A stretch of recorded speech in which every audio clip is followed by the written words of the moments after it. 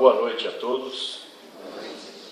É uma grande satisfação voltar a fazer palestras, a poder conversar um pouco, distribuir aquilo que a gente busca compreender para passar para os nossos irmãos, para que a gente tenha a condição de avaliar um pouco melhor as nossas vidas, a doutrina espírita e o ensinamento de Jesus para conosco. O tema que eu vou falar hoje é bastante significativo, quando o que ele diz é bastante pesado, assim, essa palavra, o ódio, Eu vou ler para vocês, inicialmente, o que diz o texto do Evangelho, do capítulo 12 do Evangelho segundo o Espiritismo. O ódio. Amai-vos uns aos outros e sereis felizes. Sobretudo, tomai a tarefa de amar aqueles que vos inspiram indiferença, ódio e desprezo. O Cristo, de quem deveis fazer o vosso modelo, vos deu o exemplo desse devotamento missionário de amor. Amou até dar seu sangue e a própria vida. O sacrifício que vos obriga a amar aqueles que vos ultrajam e vos perseguem é penoso. Mas é precisamente isso que vos torna superiores a eles. Se vós os odiais como vos odeiam, não valeis mais do que eles. É a hóstia sem mancha ofertada a Deus sobre o altar de vossos corações. Hóstia de agradável aroma, cujos perfumes sobem até ele.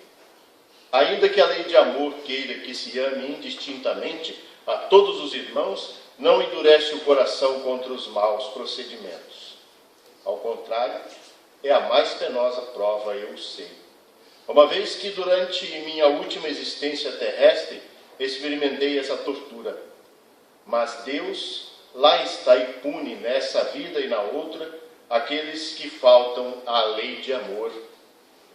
Não vos esqueçais, meus caros filhos, que o amor nos aproxima de Deus e que o ódio nos afasta dele. Fenelon Bordeaux, 1861. Vejam bem, no Evangelho segundo o Espiritismo, isso é uma coisa que eu admiro muito, a gente tem uma palavra pesada, o ódio. Ao mesmo tempo, o Espírito e, porventura, Allan Kardec tem o cuidado de não falar a respeito do que é o ódio, mas sim do que nós devemos fazer ou qual seria o nosso procedimento perante esse sentimento.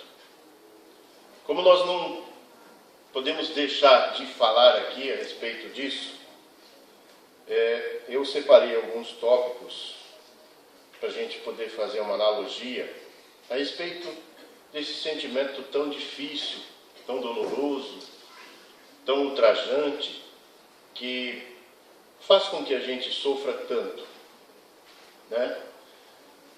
Por analogia, visto que somos seres linguísticos e por um mecanismo natural de defesa, ou seja, o nosso instinto, rejeitamos ou analisamos negativamente as pessoas, pois todos nos parecem ameaçadoras. Eu vou falar isso aqui de que forma? Toda vez que a gente conhece uma pessoa, ou a gente gosta muito, ou a gente, meu santo não bateu com dessa pessoa, A gente sente aquele movimento de repulsa, muitas vezes. Isso é um resquício do nosso passado animalizado, ou seja, há bem pouco tempo, nós ainda, animais, caçadores, nós tínhamos medo de tudo e de todos.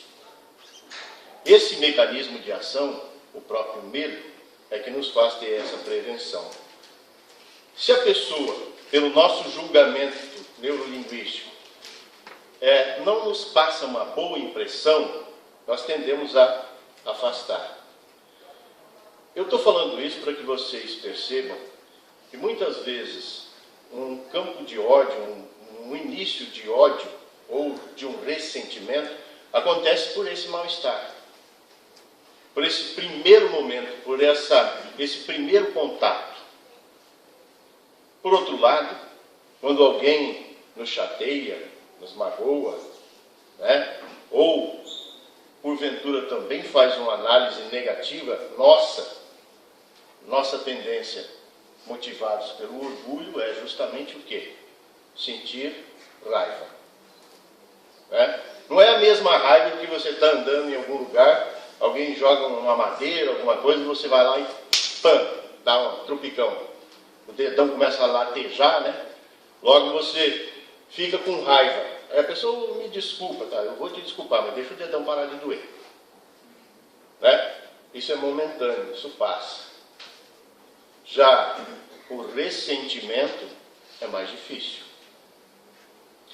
E daí, hoje em dia, nós estamos mergulhados num ambiente em que quase tudo que nós ouvimos ou que nós vemos nos desperta sentimentos negativos. Alguém já experimentou de manhã cedo ligar a televisão e escutar o jornal? No meio de 20, 30, 40 notícias, você ouve uma ou duas positivas. O resto é falando de corrupção, de assassinato, de morte, de acidente, de tristeza, de guerra.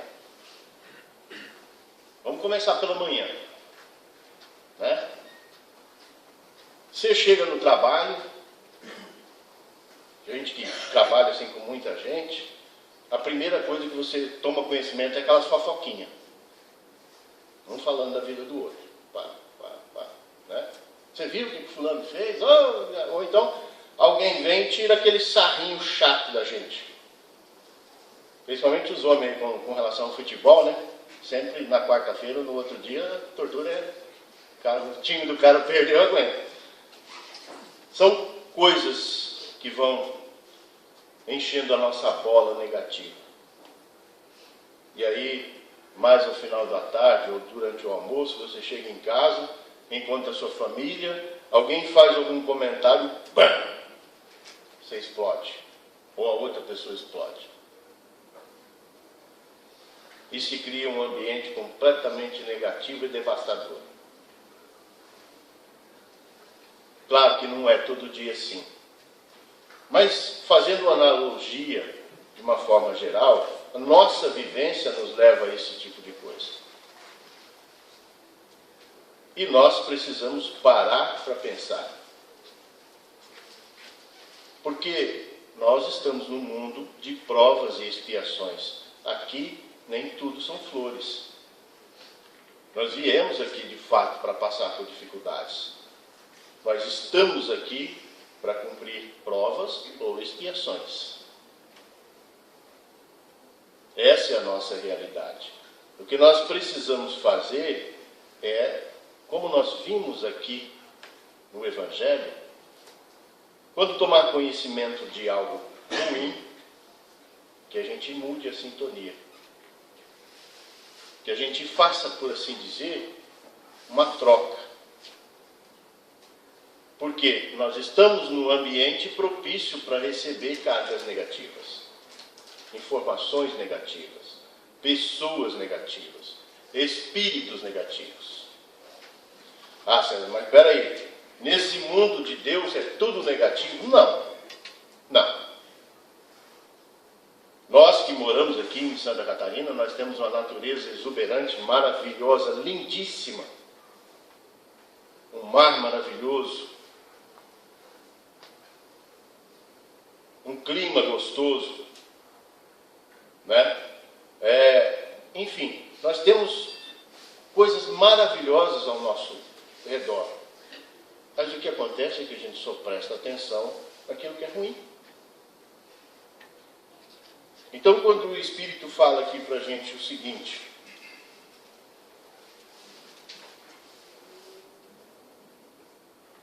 se vós os odiais como vos odeiam, não valeis mais do que eles. E a hóstia sem mancha ofertada a Deus sobre o altar dos vossos corações, hóstia de agradável aroma, cujos perfumes sobem até ele. ainda que a lei de amor queira que se ame indistintamente a todos os irmãos, não endurece o coração contra os maus procedimentos. Lei de amor. Aqui eu quero fazer um parênteses aqui, que no Evangelho segundo o Espiritismo, o Espírito Fenelon fala sobre hóstia. Uma curiosidade que eu tive hoje, enquanto eu estava estudando para vir fazer a palestra, a gente quase nunca fala sobre os espíritos que ajudaram Allan Kardec a codificar essa doutrina maravilhosa. Eu puxei lá no Pai do Esburro, lá no Google, sobre Fenelon, e descobri que ele era como é que se diz? Um padre. Ele foi contemporâneo de Luís XIV, na França. Por ele ter sido um dos filhos mais novos da família dele, era de praxe que naquela época se ofertasse um dos filhos para trabalhar na igreja. E ele recebeu essa incumbência e cumpriu com muito amor, com muito carinho.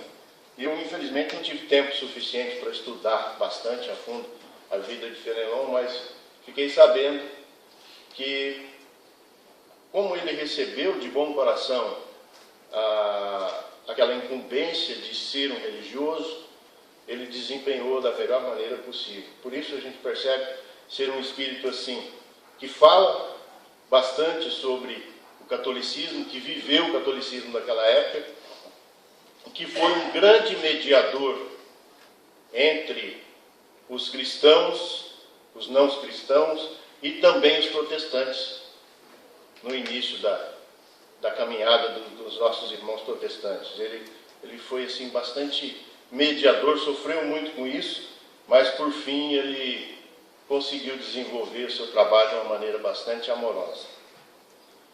Como eu estava falando aqui a respeito da lei de amor, nós entramos num contexto de que sempre o Evangelho segundo o Espiritismo nos suscita a gente analisar essas leis das quais nós estamos sujeitos. E a primeira é a lei de amor. Como nós vimos na oração e na leitura inicial do nosso irmão, amai a Deus sobre todas as coisas e ao teu próximo como a ti mesmo. Está aí toda a lei e os profetas. Foi o compêndio que Jesus fez dos 10 mandamentos, colocando para todos nós, de uma maneira muito simplificada e amorosa, essa questão da lei de amor. Amar a Deus sobre todas as coisas e ao teu próximo como a ti mesmo. E eu vou deixar uma pergunta escrita no coração de vocês. Quem de nós pode dizer sinceramente que ama o próximo como a si mesmo? Essa é uma pergunta que eu vou deixar para vocês. Não vou procurar responder e nem quero obter a resposta agora. Gostaria que vocês levassem ela para casa e fizessem uma análise. Quem de nós pode dizer que ama o próximo como a si mesmo? Se a gente for refolhar o nosso coração, as nossas atitudes, os nossos procedimentos, nós vamos conseguir nos analisar amando o próximo de maneira igual como a nós mesmos. Tá? Lei de ação e reação. Isso é uma coisa que eu gosto muito, e eu trabalhei esse tema da lei de ação e reação numa palestra que eu fiz com relação à fé. Nós, como eu disse anteriormente, estamos mergulhados num mar de negatividade. O ódio, por analogia, ele provém da raiva momentânea e do ressentimento. Surgiu um fato, uma briga, uma discussão, um impropério, uma coisa assim, e você fica com raiva. Ficar com raiva é natural, gente, não é proibido. Muita gente fala, o católico, o evangélico, o espírita não pode ter raiva. Isso é conversa fiada. Raiva é natural. É um mecanismo de defesa seu. Você se sentir magoado, chateado, incomodado, ter uma certa raiva, isso é natural. O problema é depois dessa raiva. O Rosando Kinley tem uma coisa muito interessante, uma história que ele conta, e eu vou contar para vocês também aqui. Esses dias eu ri muito ouvindo isso. Uma pessoa vai aí pegar um ônibus, está atrasado para o trabalho, no meio da viagem ele comeu muito de manhã e se sente mal, e ele está levando ali, a pessoa está levando um potinho, uma Tupperware para devolver para uma pessoa que tinha dado um doce aí. E no meio da viagem do ônibus ali, ele passa mal e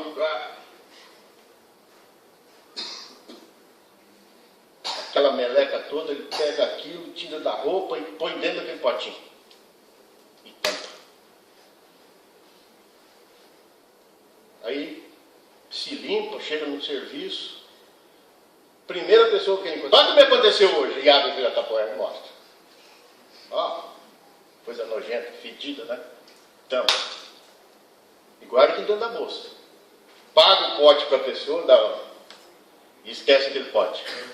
Fica com aquilo guardado. Chega em casa, encontra a família. Olha, gente, o que aconteceu hoje? E vai pela vida afora, pelo tempo afora, mostrando aquela... Aí vocês imaginam como é que aquilo não fica cheirando.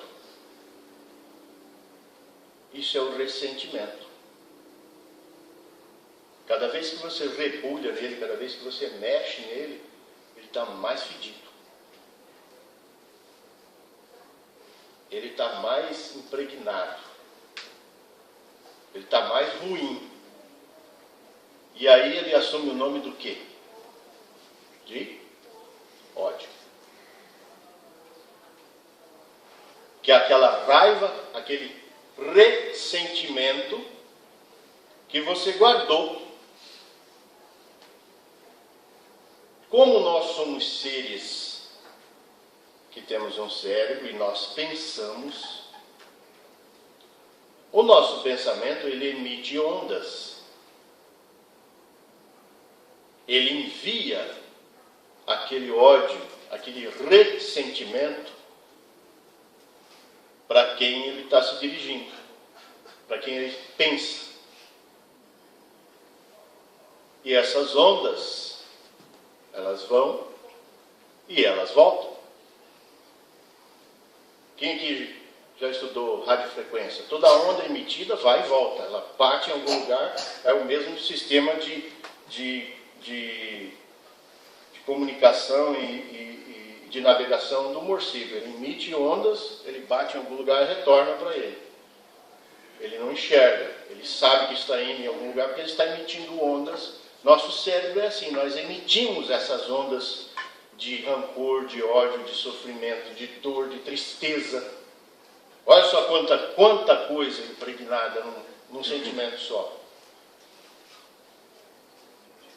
E quando aquilo encontra aquela pessoa, mesmo que ela não esteja pensando em nós ou sentindo a mesma coisa por nós recebemos de volta.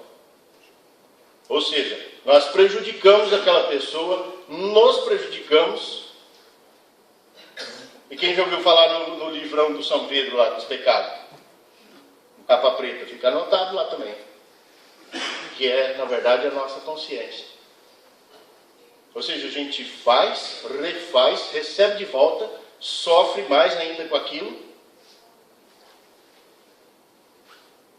né?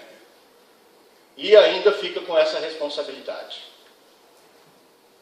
Então, quanta coisa o Espírito nos colocou para pensar, para que a gente não faça igual. Porque o Evangelho é amor, é só amor. Mesmo assim, que o Espírito teve esse cuidado todo de não falar do ódio em si. Nós aqui temos que falar para a gente refletir. Embora não seja essa a mensagem que eu estou querendo passar para vocês. É só para a gente fazer uma analogia. Então, quando a gente consegue cortar isso aqui dentro do nosso coração, na nossa mente, nós evitamos todo esse problema. Isso até seria assunto para um seminário, de tanta coisa que tem. Só isso que eu falei para vocês aqui agora, a respeito do que vai e o que volta. Lei de ação e reação. Causa e efeito. Toda ação nossa tem uma causa e tem um efeito. É por isso que os Espíritos nos chamam a atenção de que nós temos que nos cuidar com as nossas ações. E ação não é só chegar e mandar um tapa na cara de ninguém, não. É de você pensar mal. É uma ação grave, séria, difícil, que causa muito mais mal para você. Isso que o Espírito está querendo dizer. Que o ódio, ele não causa só o mal a outra pessoa, ele causa um mal profundo em você. É por isso que nós temos que nos cuidar com relação a isso, né? Estarmos vigiando sempre. Lembra da recomendação de Jesus? Amai e vigiai, orai e vigiai. O que é esse vigiar? É vigiar a gente. Não é ficar espiando o que os outros estão fazendo, não. É a gente. É aqui dentro.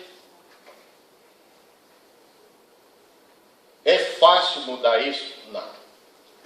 Não é mesmo. Quando a gente recebe essa carga negativa, que a gente mesmo criou, o que nós adquirimos com isso? Doenças psicossomáticas. É por isso que tem esse nome, psicossomáticas. Sofrimento. Nós abrimos campo para as obsessões, para os espíritos menos elevados que estão conosco a todo tempo, que se alimentam muitas vezes disso, que vivem disso, que chegam perto, que se aproximam, mesmo que você não tenha nenhum resgate com eles, eles estão por aí e você está naquela coisa ruim do ódio, desse ressentimento, você atrai. Pode perceber, não sei se vocês, eu vou chamar a atenção para vocês analisarem o momento da prece inicial aqui, o que a gente estava sentindo. Aquela paz, aquela tranquilidade, né? Aquela coisa boa. Já pensou a gente o dia inteiro com isso? Eu ia dar tropicando, né? Igual quando a gente toma uns, fica meio bebão. Só que não é assim. A gente se deixa carregar e vai carregando. E aí, quando a coisa está difícil, você ainda lembra da sogra, do marido chato, da esposa que deu um cutucão de manhã cedo. Por que isso? A gente fala aqui dos parentes, principalmente da sogra. Lembra que eu falei do próximo? Quando a gente fala próximo, a gente acha que é o mendigo lá da rua, que é o necessitado, que é o preso, que é o doente, que é o maníaco. Não. Próximo é aquele que te conhece profundamente, que dá uma olhada assim e fala, eu sei tudinho que você faz, miserável. Tem gente que fala dormindo, conta tudo. Já pensou? E é por isso que muitos casais têm senha no celular. É por isso que muitas vezes a gente esconde o que a gente escreve, o que a gente pensa. De repente, numa relação, a gente não conta tudo, porque a gente sabe que essa proximidade é que faz com que na hora da raiva, na hora do pega, você, o dedo bem no fundo da ferida, ou então dentro dos olhos. Porque você conhece, você sabe dos defeitos. Você percebe o que é que vai machucar mais profundamente.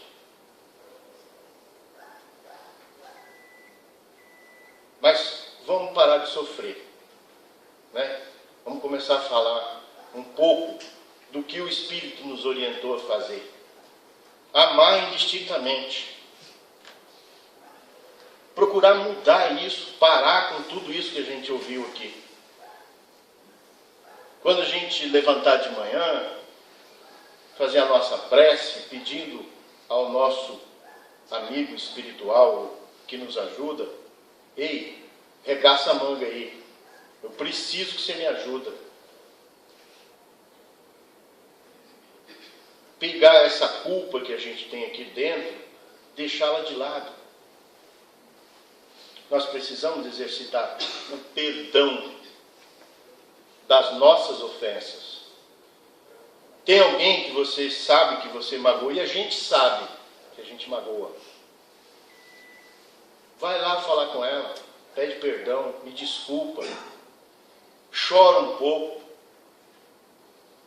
Se ele não quer desculpar, senta no chão, esperneia, grita, faz alguma coisa. Não tem nada mais redentor do que o perdão. E outra coisa, quando a gente começa a ter boas ações, quando a gente começa a ter novas atitudes, quando a gente renova as nossas atitudes, num âmbito geral, em casa, no trabalho, na rua, dirigindo o carro, quando a gente muda, a gente começa a colocar novos costumes, bons costumes e bons procedimentos, e isso vai afastando aquilo que a gente faz de errado. Porque primeiro você se analisou, você falou com Deus, com Jesus. Jesus tem um Espírito só para nós, para nos ajudar, ou vários. Tem gente aí que tem uns 15, 20. Que precisa, né? Então, mas esses Espíritos estão aí para nos ajudar, de graça, de bom coração, com todo carinho, com todo amor. E eu vou contar uma coisa para vocês, muito séria. Sabe aquela pessoa que você mais odeia? Alguém lembrou de alguém? Que bom. Mas aquela pessoa que você mais odeia, Deus ama ela do mesmo jeito que ama você. Já pararam para pensar nisso? É filho dele também. É a mesma coisa que a gente pensar nos irmãos que a gente tem, né? Quando a gente fala assim, será que a minha mãe ama meu irmão igual eu ou mais? Né? Dá aquele ciúminho, né? Mesma coisa com Deus. Aquela pessoa que te magoou, que matou seu filho, que aquele cara lá da televisão, aquele corrupto, Deus ama ele da mesma forma que ama você. Mais cedo ou mais tarde, ele vai ter que melhorar. E a doutrina espírita nos coloca isso perfeitamente, que a nossa única condenação é sermos felizes perto de Deus.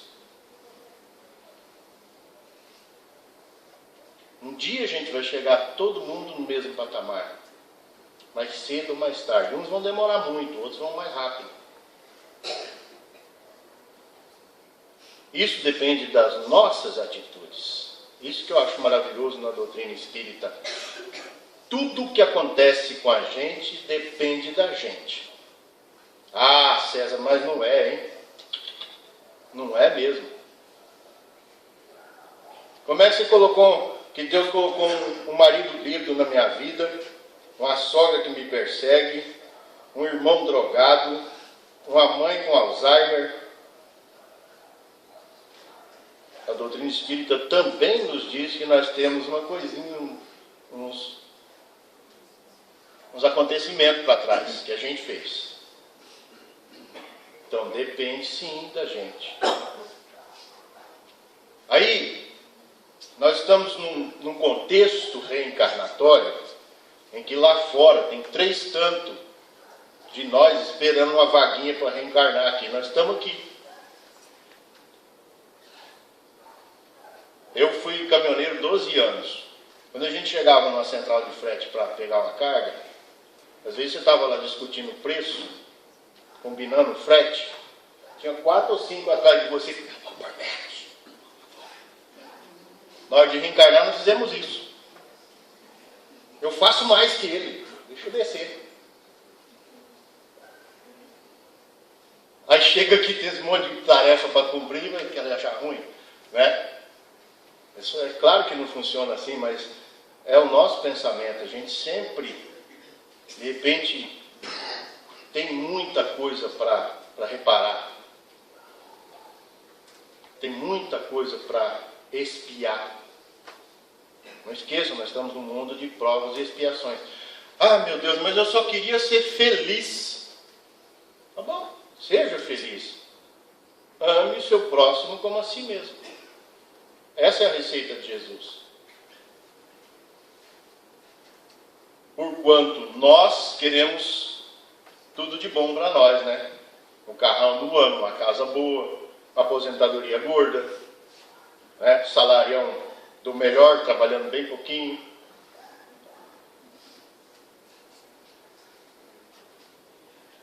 Ah, mas se eu ganhar bem, eu vou ajudar os outros. Vai, banana. A gente vai comprar uma cestinha básica, largar ela no canto e tudo bem. Por isso que eu fiz a pergunta para vocês. A gente pode dizer, no fundo do nosso coração, que nós amamos o próximo como a nós mesmos? E eu não estou falando do mendigo da rua, eu estou falando dos nossos iguais, dos nossos pares. Eu vou falar bem a verdade, lá em casa a bolachinha mais gostosa é minha. Né? A gente sempre faz isso, mesmo que inconsciente. É isso que nós precisamos analisar na gente e mudar o nosso procedimento.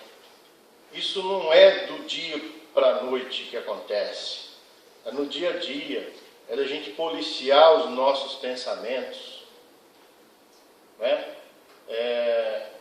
Santo Agostinho sempre dizia que a gente precisa chegar no final do dia e fazer uma análise do seu dia. Será que eu fiz tudo o que era possível eu fazer para que tanto eu quanto os meus irmãos estivessem todos bem? Será que eu fiz hoje tudo o que eu poderia fazer para ajudar o meu irmão, para deixar o mundo melhor? Será que no dia de hoje eu tomei uma atitude boa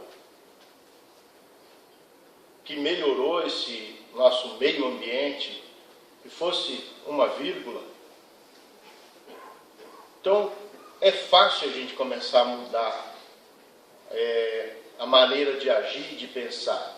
Nós precisamos vigiar e orar e pedir ajuda mesmo, porque a espiritualidade está aí para nos ajudar. Tanto é que nós temos casas lindas e maravilhosas como essa, cheias de trabalhadores. Se vocês olharem lá atrás, a quantidade de trabalhadores é quase que igual a que está aqui. Poderíamos ser todos nós trabalhadores. Sempre na casa espírita, na igreja, na comunidade, na escola do filho, no trabalho, tem algo mais para fazer, para ajudar alguém. Nosso problema é que muitas vezes nós ficamos assim, esperando receber. Quando que a recomendação de Jesus e dos Espíritos é que a gente tome a nossa iniciativa de fazer algo para merecer receber. Alguém aqui já leu o Nosso Lar? Quando aquela senhora lá estava para falar com... É Clarencio, né? O ministro Clarencio. Eles pedindo para... A senhora fez o quê? Ah, estava por aí, vendo aí essas coisas bonitas. Mas não tem nada para você apresentar, como é que você quer pedir? que você deu? O que você ofereceu? Então, nós temos que aumentar os nossos bônus hora. E é dando que se recebe. É perdoando que se é perdoado. E é amando que se vive para a vida eterna. Eu quero pedir perdão pelas brincadeiras, por algum comentário esdrúxulo. A gente sempre tenta trazer um pouco de alegria, de animação, né? Fazer com que as pessoas analisem as coisas espirituais, os assuntos espirituais, de uma forma bem-humorada, de uma forma simplificada, de uma maneira que faça com que a gente ame pensar. Às vezes as nossas dificuldades vêm porque a gente não pensa, não analisa e não vive como se fôssemos o que nós realmente somos, que somos espíritos, numa experiência física. E a gente se deixa levar por esse mundo e se acha uma pessoa física com experiências espirituais. E não é assim. Nós somos espíritos. Estamos aqui numa experiência física para aprender e primordialmente com os nossos erros. Então errar faz parte do nosso aprendizado. O que acontece é que a gente guarda culpa por causa disso. Então errar faz parte do nosso aprendizado, é normal. O que é errado é continuar repetindo os mesmos erros o tempo todo. A gente não pode se ressentir a si próprio quando erra. É isso que Jesus nos diz. Meus filhos, vocês estão aí para errar, para aprender. Como uma criança querendo andar, levanta, cai. Nós estamos assim. Nosso mundo é um mundo novo em termos de evolução espiritual e de todos os âmbitos. Nós temos um caminho muito, muito grande ainda pela frente. A gente vai errar muito para aprender. Muitas vezes nós erramos e ficamos tolhidos pelos nossos erros, que achamos que isso é absurdo. Errar faz parte do nosso aprendizado, não esqueça. E se estamos aqui, estamos numa condição um tanto quanto mediana em relação aos outros. Então, a gente não pode esperar a perfeição dos outros. Os outros também vão errar conosco. É isso que a gente precisa analisar, pensar, ter na mente. Aqui não existe perfeição absoluta. Podem ter pessoas mais letradas, pessoas com mais boa vontade do que nós, pessoas que buscam conhecimento, pessoas mais trabalhadoras, até mais bonito. É difícil, eu acho, ter mais bonito que eu, mas acontece. Né? Então, a gente precisa se amar, olhar no espelho e falar, puxa Deus, que carinha bonita que você me deu, né? Prestar atenção nos detalhes, fazer um carinho naquele que te chateia, ou coisa difícil, né? A vontade é dar um tapa. Mas a gente tem que frear esses impetos. Ou, no mínimo, não anotar aquela raiva, aquela pobreza de espírito momentânea, não esqueçam disso. E que Deus ama a todos de uma forma indistinta. Que nos colocou aqui, muitas vezes, como a pedra do sapato daquele outro. Também temos que pensar nisso. Refletir sempre que Jesus esteve aqui, sofreu, buscou nos trazer um conhecimento lindo, maravilhoso, cheio de esperança, né? Que esse mundo tem jeito sim, por mais absurdo que seja esse pensamento, mas esse nosso mundo tem jeito sim. Lá no Livro dos Espíritos, uma das primeiras questões diz o seguinte, de que os maus sobressaem porque os bons são omissos. Entenderam? Os maus estão aí fazendo toda a bandalheira porque os bons são omissos. Não querem incomodar. Aí a gente se incomoda de outro jeito. Mas aqui nesse mundo a gente sempre tem que se incomodar de uma forma ou de outra. Então quando a gente começar a fazer pequenas atitudes, pequenas branduras, pequenos carinhos, pequenas atitudes no dia a dia para mudar esse contexto todo que nós temos à nossa frente, que por nós acharmos difícil, nós temos que tentar mudar. Essa é a nossa missão. É para isso que nós estamos aqui. Para mudar, para melhor. Eu espero que Deus acompanhe a cada um de vocês no retorno dos seus lares, que a sua casa seja sempre aquele cantinho do aconchego do amor de Deus, de Jesus, que os espíritos amigos possam trabalhar muito, tomara que tenha muito serviço para eles lá, para nos ajudar, para nessa noite vir nos visitar durante o sono, para nos trazer boas novas, para nos trazer um afago, um carinho, um abraço fraterno de Deus. Muito obrigado. Uma boa noite.